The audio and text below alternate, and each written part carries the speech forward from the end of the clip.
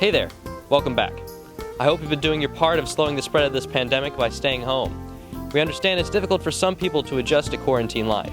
That's why in this episode we'll be going into ways to improve yourself personally, in school, as well as some ways to have fun in order to make this transition easier. Since we're not able to go to school, the main source of our routine is gone. Because of this, it may be easy to slip out of regimen, but having a daily routine is exactly how you can make this quarantine life a good one. The first thing is to wake up around the same time every day, and I'm not talking about 2 p.m. Going to bed earlier and getting up earlier gives you more time to do what you need to do throughout the day, which allows you more time to do what you want to do later. For a lot of us, getting up can be a struggle, so try brainstorming something to accomplish as soon as you wake up. Personally, I try to eat breakfast and take a shower as soon as I get up. Doing this will leave you feeling ready to start the day, resulting in a more productive one overall. If you spend a lot of time in your room, try opening some blinds. Sunlight is a great way of bettering your mood and will keep you from losing track of time throughout the day. Lastly, try to maintain an exercise routine.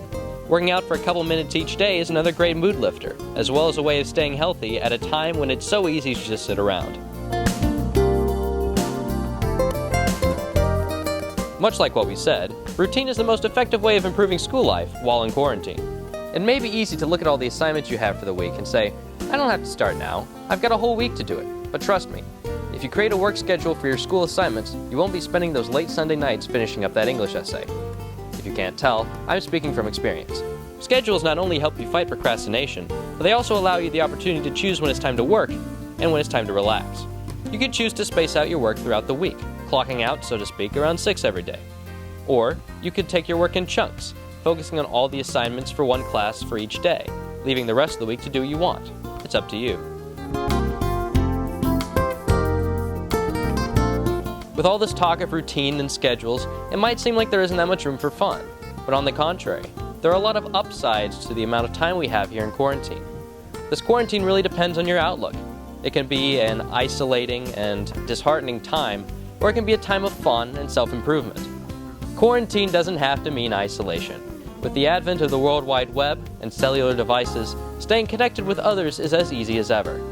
Video chatting with your friends is a great way to lift your spirits, even if that means showing up a little early to an online meeting. This extra time on our hands gives us an opportunity to not only have a good time, but also to improve ourselves.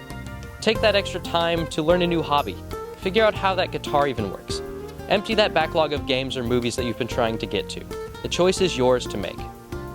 And for our Cyber Scouts, there's also a variety of activities that you can do at home, but we'll save that for a later episode. I hope that you have the information that you need in order to make this transition to quarantine life easier. For now, thank you for staying home and washing your hands. See you next time.